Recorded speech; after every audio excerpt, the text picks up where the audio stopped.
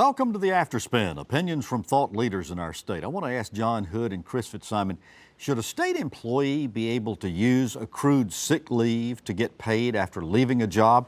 That's been the subject of lots of buzz this past week or so. Mitch Gillespie, a former legislator and former top aide to Speaker Tim Moore, collected $70,000 over several months by using sick leave. Now, it's a practice used in the private sector from time to time, so should public employees be able to do it? John? I think that it's used too much in the private sector, so I'm not going to argue that we should adopt a policy that I think is, the reason to have sick leave in any workplace is partly to encourage employees to stay home if they are sick, so they don't come to the office and spread it around. And if you make it too easy to accrue lots and lots of sick leave, it actually works against the intent of sick leave, which is to preserve the public health of everybody else in the office, among other things.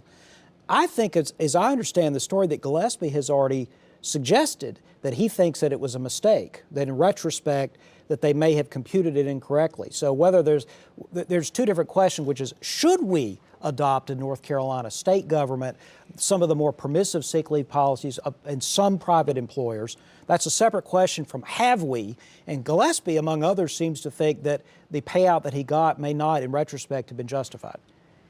Yeah, that's almost like saying, yeah, I know I made a mistake, but it wasn't my fault, isn't it? Kind of what he's arguing is that they calculated it, he accepted it, but after the furor, he's not so sure. It really wasn't my mistake after all. Chris, what's your... After the furor, that could be the title of this whole discussion.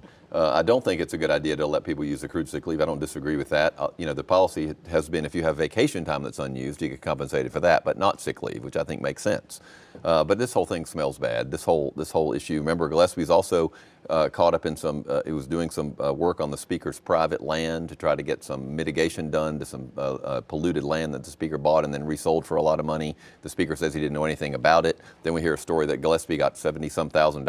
He left early. Oh, now he thinks, oh, it was a mistake. I didn't realize it. I think you probably would know it if you got it immediately. Okay. There's something. I mean, this clearly. The Speaker has a lot of sort of credibility issues around the edges here. And yet he's been clear. He's been clear. Well, no, he's been the Wake County District Attorney said it didn't appear that his business practices needed further investigation. The federal government is still looking at Speaker Moore. There's still questions about Gillespie's role in some of these things. I don't think this has gone away at all.